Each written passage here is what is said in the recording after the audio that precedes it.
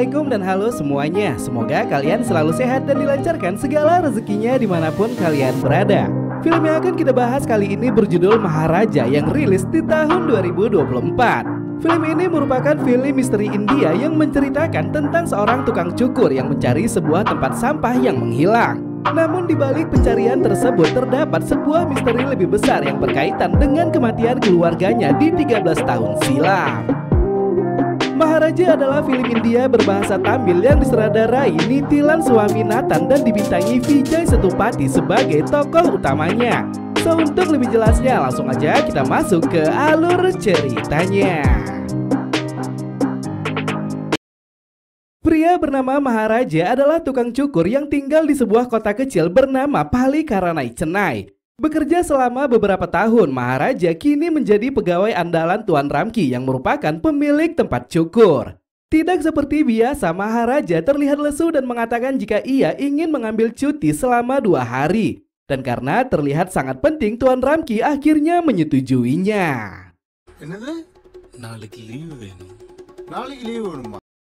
Maharaja pergi ke toko boneka membelikan hadiah untuk diberikan kepada sang putri. Dan karena rumah mereka berada persis di depan toko, Maharaja terlebih dahulu menunjukkan benda apa yang akan dibeli kepada sang istri. Setelah mengambil boneka yang sudah disetujui, Maharaja kemudian membeli kerajinan tangan yang melambangkan kasih sayang seorang ibu kepada anaknya. Namun belum sempat memberikan kedua benda tersebut, tiba-tiba saja sebuah truk oleng datang dan menabrak rumah mereka.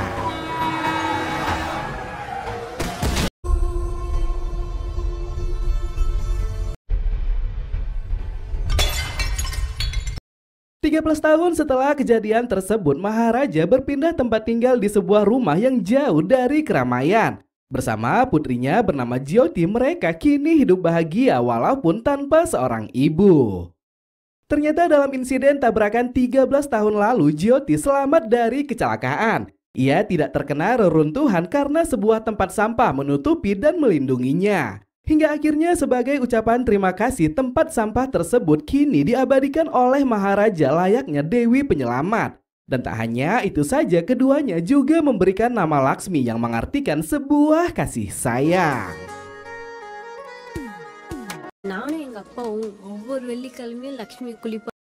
Jyoti yang kini duduk di kelas 10 sangat aktif dan pintar dalam bidang olahraga. Bahkan dengan bakat yang dimiliki, guru olahraga bernama Asifa tidak ragu mengikut sertakan Jyoti dalam perlombaan cabang atletik di kota Coimbatore.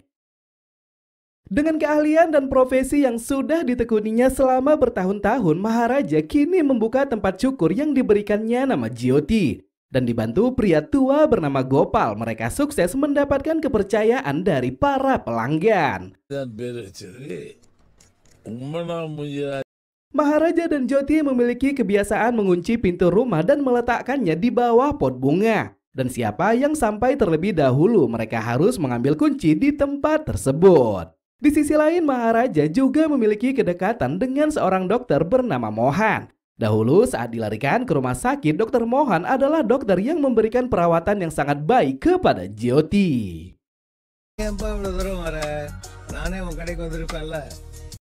Sehari sebelum mengikuti perlombaan, Maharaja dipanggil pemilik yayasan karena Jyoti kedapatan membawa minuman keras di dalam tas. Dan yakin jika putrinya tidak mungkin melakukan hal tersebut, Maharaja langsung menentang tuduhan yang dilontarkan.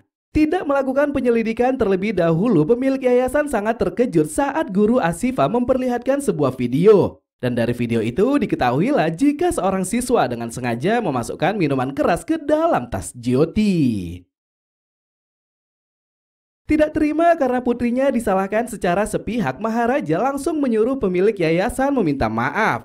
Akan tetapi karena beliau sungkan melakukannya, Maharaja malah mengatakan jika ia tidak akan meninggalkan ruangan dan membuat kekacauan.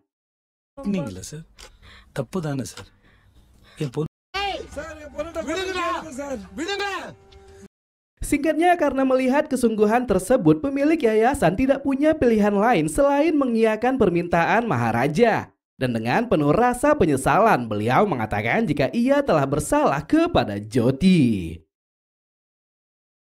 Jyoti bersiap mengikuti perlombaan atletik dan akan meninggalkan rumah selama 7 hari. Dan sambil mengemas barang-barang bawaan, Jyoti berpesan agar sang ayah tak lupa membersihkan Laksmi dan mengirimkan videonya.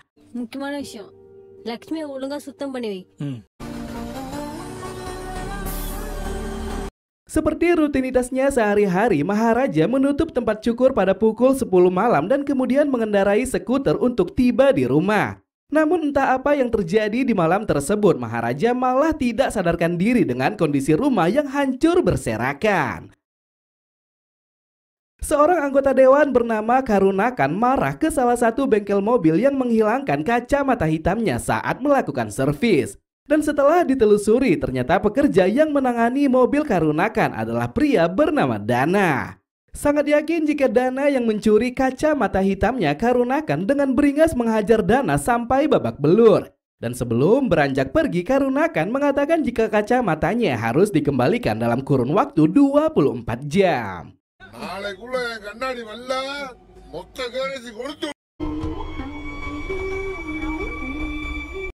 Penuh dendam dan tidak terima dengan perlakuan yang diterima, Dana langsung menghampiri Karunakan di sebuah klub malam. Dan sambil menghancurkan kacamata hitam yang memang dicurinya, Dana langsung menghajar Karunakan dengan sangat brutal.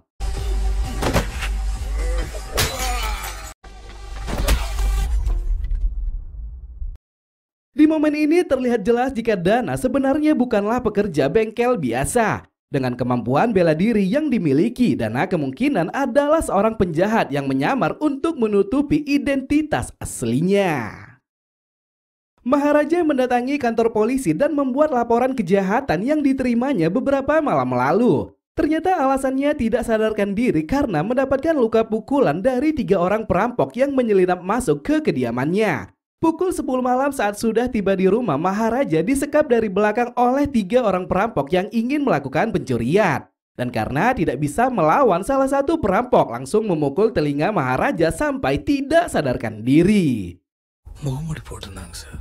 என்னையா சொல்ற? ஹலோ தம்பி சார் ஒரு அடி. நான் அப்படியே கதி கலங்கிட்டேன் sir. Saat ditanya benda apa yang menghilang, Maharaja mengatakan jika yang menghilang adalah Laksmi. Namun saat menyebutkan jika Laksmi adalah sebuah tempat sampah, wakil inspektur bernama Vetrivel langsung menertawakan dan mengusirnya. அப்புறம் அந்த 3 பேர் என்ன அடிச்சு போட்டு என் லட்சுமி தூக்கிட்டு போயிட்டாங்க sir. Sir Lakshmi சார். லட்சுமி எங்கயா?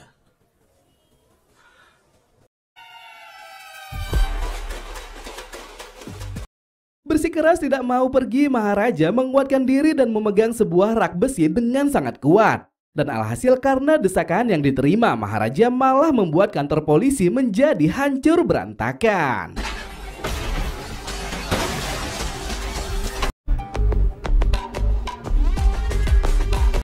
Inspektur polisi bernama Farada sedang menangani kasus perampokan perhiasan di salah satu rumah pejabat pemerintah. Setelah berhasil melakukan penangkapan, Farada memerintahkan si pelaku melakukan reka ulang perampokan di depan pemilik rumah. Dan setelah selesai, perhiasan emas yang menjadi barang rampokan langsung dikembalikan saat itu juga. Belum jauh Farada beranjak pergi, pemilik rumah malah mengatakan jika perhiasan yang dikembalikan semuanya adalah palsu. Dan dari scene flashback beberapa hari yang lalu, ternyata perampokan tersebut adalah ulah dari Farada sendiri.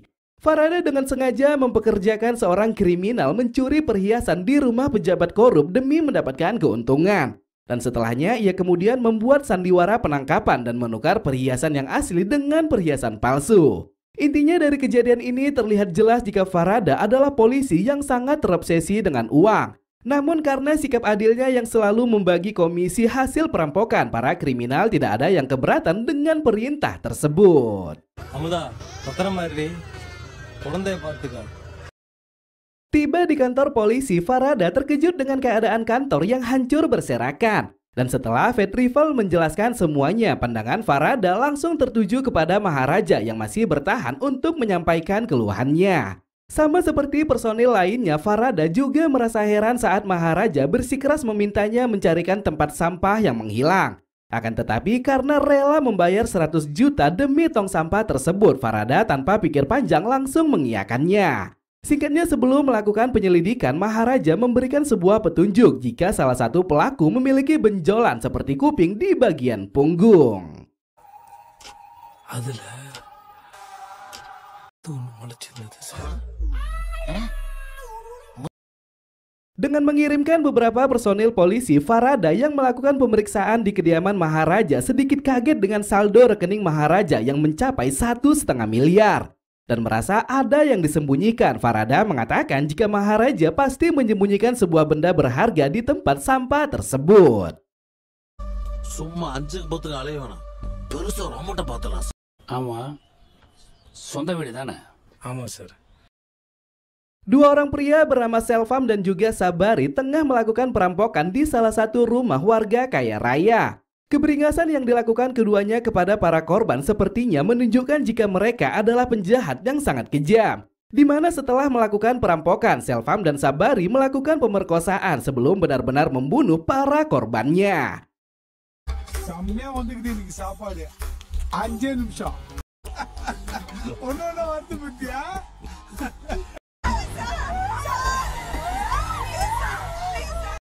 Sisi gelap Selvam yang merupakan kriminal berbahaya ternyata tidak diketahui oleh sang istri yang bernama Kokila.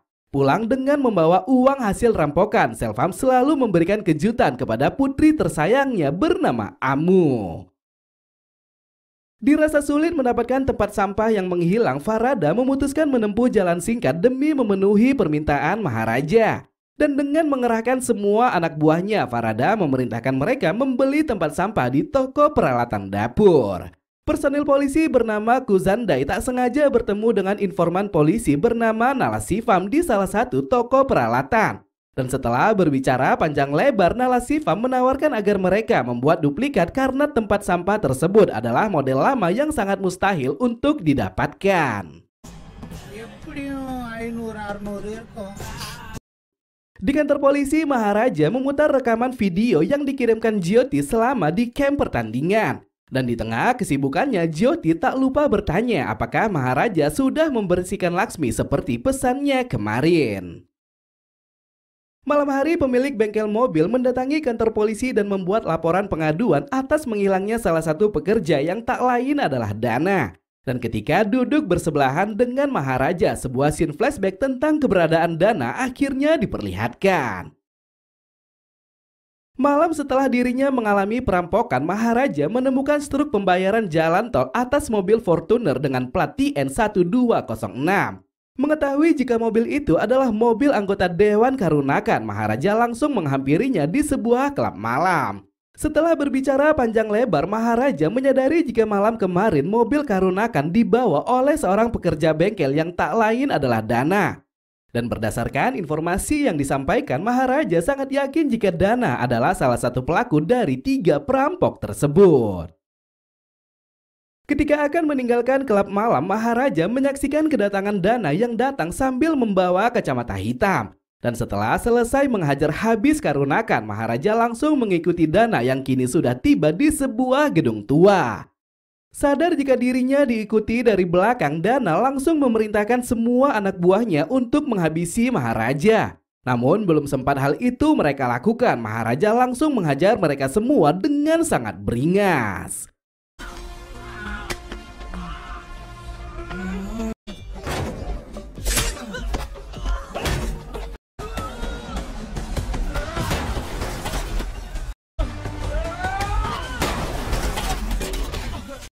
Setelah berduel 1 lawan 1, Maharaja memaksa Dana memberitahukan siapa 2 rekannya yang lain yang ikut melakukan perampokan di kediamannya. Dan tidak mau mengungkapkannya begitu saja, Dana hanya mengatakan jika salah satu pelaku bekerja di kantor polisi.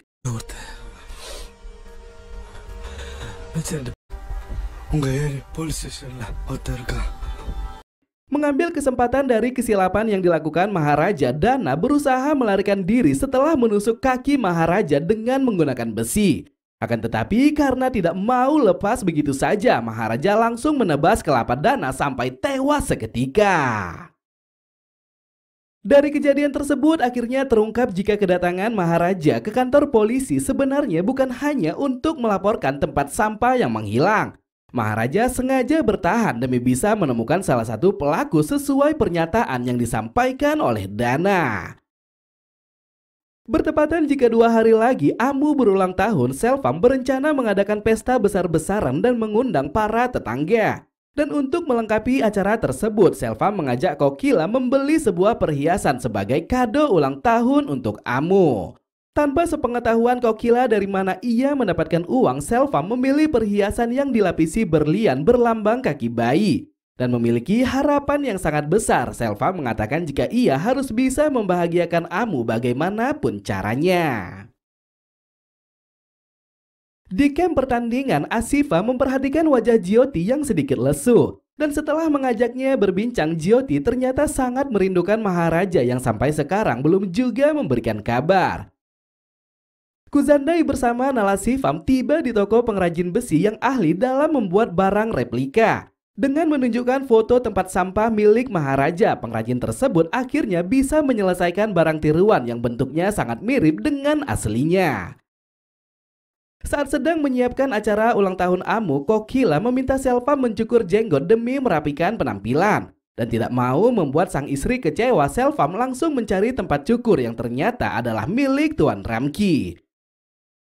Di momen ini barulah terungkap jika semua adegan yang memperlihatkan kehidupan Selvam mulai dari perampokan bersama Sabari dan juga keluarganya adalah rangkaian peristiwa yang terjadi 13 tahun silam. Saat menunggu Maharaja yang sedang keluar membeli baterai, Selvam mendapatkan telepon penting dari Sabari. Dan karena dirinya saat itu sedang seorang diri, Selvam meminta agar Sabari segera menyampaikan pesan penting tersebut. Sabari mengatakan jika surat kabar hari ini telah menulis tajuk berita tentang perampokan dan pembunuhan yang mereka lakukan. Dan karena laporannya tertulis sangat detail, kemungkinan kepolisian sudah mengantongi identitas para pelaku. Singkatnya, untuk menghindari penyelidikan tersebut, Selvam mengatakan jika ia akan segera menyembunyikan semua hasil rampokan. Dan jikalau polisi benar-benar sudah mengetahui identitas mereka, maka bisa saja mereka berkelit karena tak lagi menyimpan barang bukti.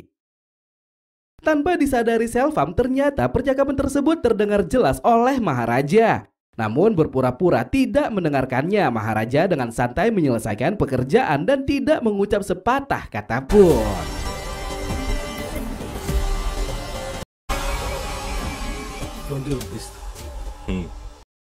Selvam yang sudah tiba di kediamannya langsung memanggil Sabari dan membicarakan rencana yang akan mereka lakukan. Dan takut jika kepolisian akan segera mendatangi mereka, Selvam buru-buru mengajak Sabari menyembunyikan hasil rampokan ke tempat yang lebih aman.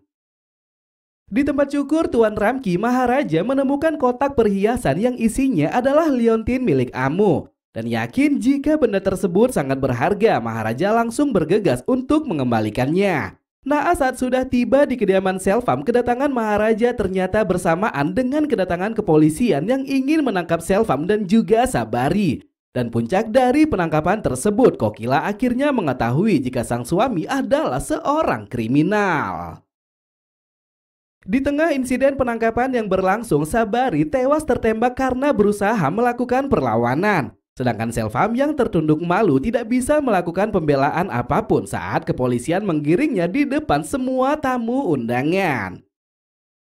Di momen ini Selvam langsung menaruh dendam yang sangat dalam kepada Maharaja. Tanpa mengetahui niat baik Maharaja yang ingin mengembalikan perhiasan, Selvam malah menyangka jika Maharaja adalah orang yang mengadukannya kepada polisi. Selesai menyelesaikan replika tempat sampah, Farada kesulitan mencari seorang penjahat yang mau mengaku sebagai perampok di kediaman Maharaja. Dan mengatakan jika ia siap memberi imbalan 30 juta. Nalasivam yang mendengarkannya mengatakan jika ia bersedia untuk melakukannya. Di momen ini Nalasivam sebenarnya belum mengetahui jika skenario perampokan akan berkaitan dengan Maharaja. Dan setelah Farada memberitahukan semuanya, barulah terungkap kejadian sebenarnya melalui ingatan Nalasivam. Selesai mengikuti pertandingan atletik, Jyoti mengirimkan pesan WhatsApp kepada Maharaja agar mencarikan sepatu pengganti karena sepatunya telah diberikan kepada seorang teman. Dan tidak mau membuat sang putri kecewa, Maharaja langsung menuju sport station setelah menutup tempat cukur. Pukul 10 malam, Jyoti yang sudah sampai terlebih dahulu mengambil kunci di bawah pot bunga dan langsung membuka pintu. Dan setelah menghidupkan lampu serta berganti pakaian, Jyoti tak menyangka jika di kediamannya telah ada 3 orang pria berbadan besar.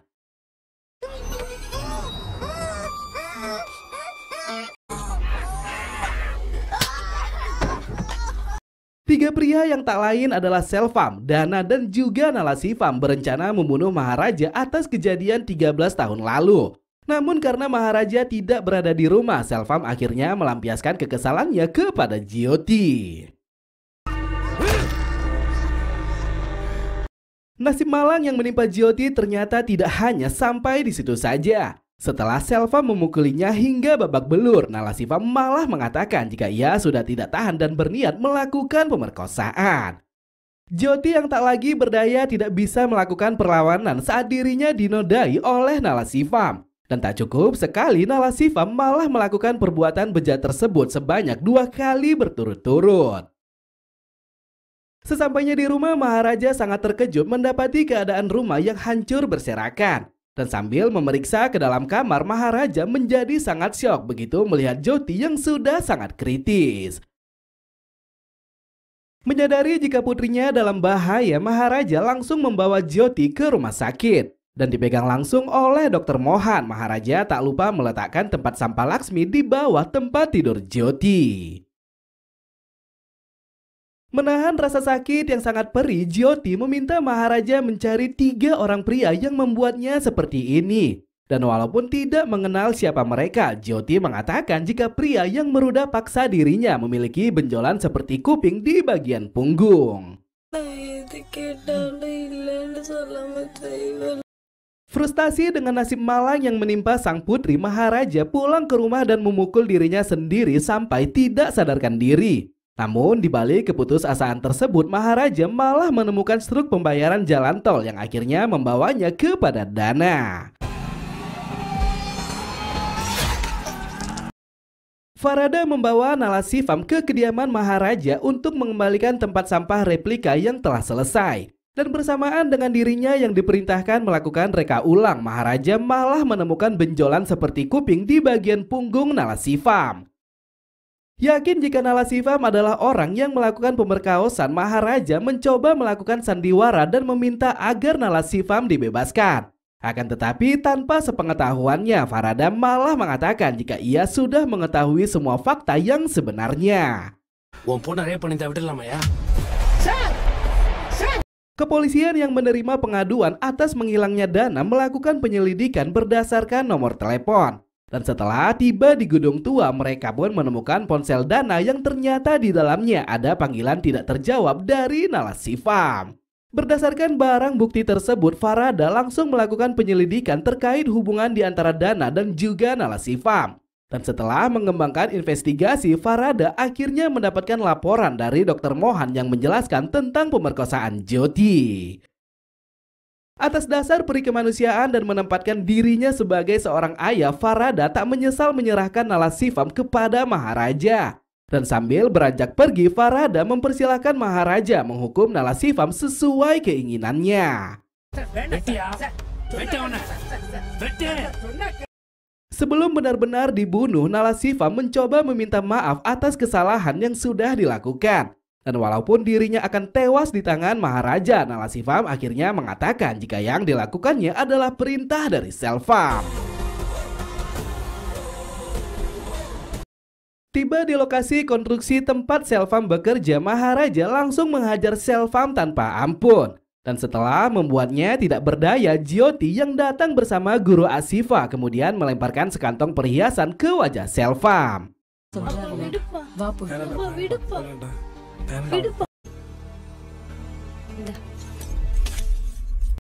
Walaupun dirinya telah dinodai dan dihajar habis-habisan, Jyoti mengatakan jika ia tidak akan membiarkan sang ayah melakukan pembunuhan di hadapannya. Dan sambil berlalu pergi, Jyoti menambahkan jika memang perhiasan itu yang kalian incar, mengapa kalian harus membuatku menderita seperti ini? Menemukan rantai berlian berlambang kaki bayi yang dahulu ingin dihadiahkannya kepada Amu, Selvam tak sengaja melihat tanda lahir Jyoti yang ternyata sangat persis dengan tanda lahir Amu. Dan tidak mau menyembunyikan fakta sebenarnya, Maharaja kemudian menghampiri Selvam saat Jyoti sudah meninggalkan lokasi konstruksi.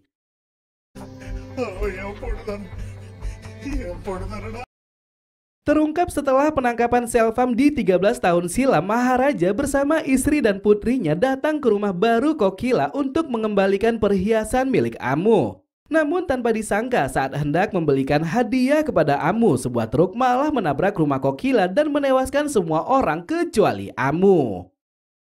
Amu selamat dari reruntuhan bangunan karena terlindungi oleh tempat sampah yang sekarang disebut Laksmi. Dan menyadari jika Amu tak lagi memiliki orang tua, Maharaja memutuskan mengadopsi dan membesarkannya layaknya putrinya sendiri.